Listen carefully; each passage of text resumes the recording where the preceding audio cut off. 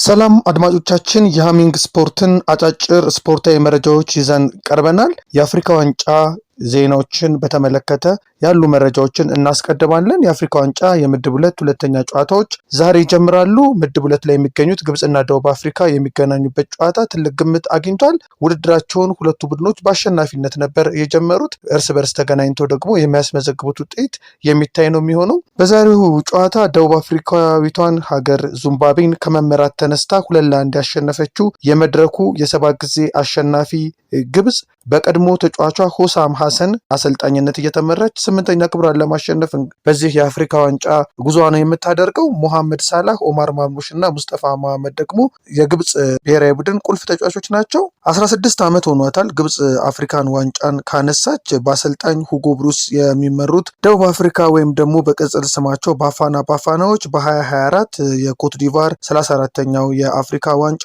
3ኛ ደረጃን ይዘው ማጠናቀቃቸው የሚታወስ ሲሆን ከ16 ዓመታት በኋላ ወደ ዓለም ዋንጫም ከተመለሱ በኋላ ነው በሀገራዊ ውድድር እየተሳተፉ ያሉት። በዚሁ ምድብ በመጀመሪያው ጨዋታ የተሸነፉት ዚምባብዌና አንጎላ ዛሬ 9 ሰዓት ተኩል ላይ ጨዋታቸውን አድርገው አንዳቻ በሆነ ውጤት ጨዋታቸውን ፈጽመዋል። ምድብ አንድ ላይ የምትገኘው አስተናጋጇ ሞሮኮ ደግሞ በምድቡ ሁለተኛ ጨዋታ ምሽት 5 ሰዓት ላይ ከማሊ ጋር ትጫወታለች። ዛምቢያና ኮሞሮስም ምሽት 2 ሰዓት ተኩል ጨዋታቸውን ያደርጋሉ። ስለ ሞሮኮና ማሊ ጨዋታ ስናነሳ ኪሊያን ኤምባፔ ይህንን ጨዋታ እንደሚከታተለው ተገልጿል። ዛሬ በሞሮኮና በማሊ መካከል የሚደረገውን የምድብ አንድ ሁለተኛ ጨዋታ ለመመልከት ፈረንሳዊ የሪያል ማድሪድ ኮከብ ኪሊያን ኤምባፔ በተጋባዥነት ተገኝቷል። ግብዣውንም በቀድሞ የቡድን አጋሩና የሞሮኮ ብሔራዊ ቡድን ኮከብ አሽራፍ ሀኪሚ የቀረበለት እንደሆነ ነው የተነገረው። እንደ ፈረንሳዩ ሌኪፕ መረጃ አሽራፍ ሀኪሚ ኪሊያን ኤምባፔን ሞሮኮ ተገኝቶ የሀገሩን ጨዋታ እንዲከታተል በግል እንደጋበዘው አስነብቧል። የወቅቱ የሪያል ማድሪድ ኮከብ ቤተሰቦቹ አፍሪካዊ ሲሆኑ አባቱ ካሜሩናዊ እናቱ ደግሞ አልጄሪያዊ እንደሆኑ ይታወቃል። የሞሮኮና የማሊ ጨዋታ በራባት ንጉስ አብደላህ ስታዲየም 5 ሰዓት የሚደረገው ይህም አንዱ የሚጠበቅ ጨዋታ ነው። የእንግሊዝ ፕሪሚየር ሊግን ስናስብ የቦክሲንግ ዴይ ነው የምናነሳው። የቦክሲንግ ዴይ ባለ ሀትሪኮችን በዚህ መረጃ እናንሳ። በእንግሊዝ ፕሪሚየር ሊግ ታሪክ በቦክሲንግ ዴይ ሀትሪክ የሰሩ 7 ተጫዋቾች ናቸው። በተወዳጁ ሊግ እንደ ባህል በሚቆጠረው እና የፈረንጆች ገና በኋላ በማግስቱ በሚደረገው የቦክሲንግ ዴይ ጨዋታ ቴሪ ኦንሪ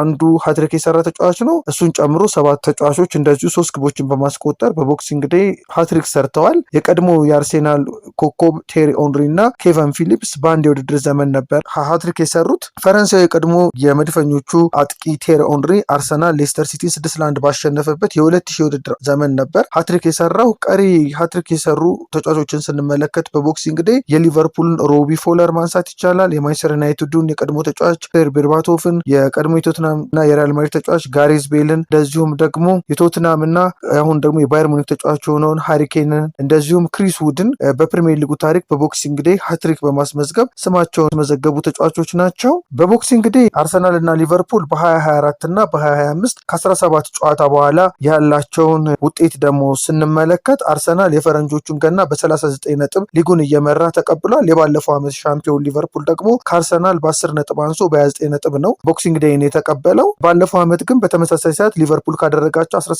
ጨዋታዎች 40 ነጥቦችን በመሰብሰብ ነበር የገናን በዓል ያከበረው። አርሰናል ደግሞ ከሊጉ መሪ ሊቨርፑል በ6 ነጥብ ዝቅ ብሎ በ33 ነጥብ 3ኛ ደረጃ ላይ በመቀመጥ ነበር የ2024 ገና ያሳለፉ። በዚህ ዓመት ነገሮች በብዙ ተቀይረዋል።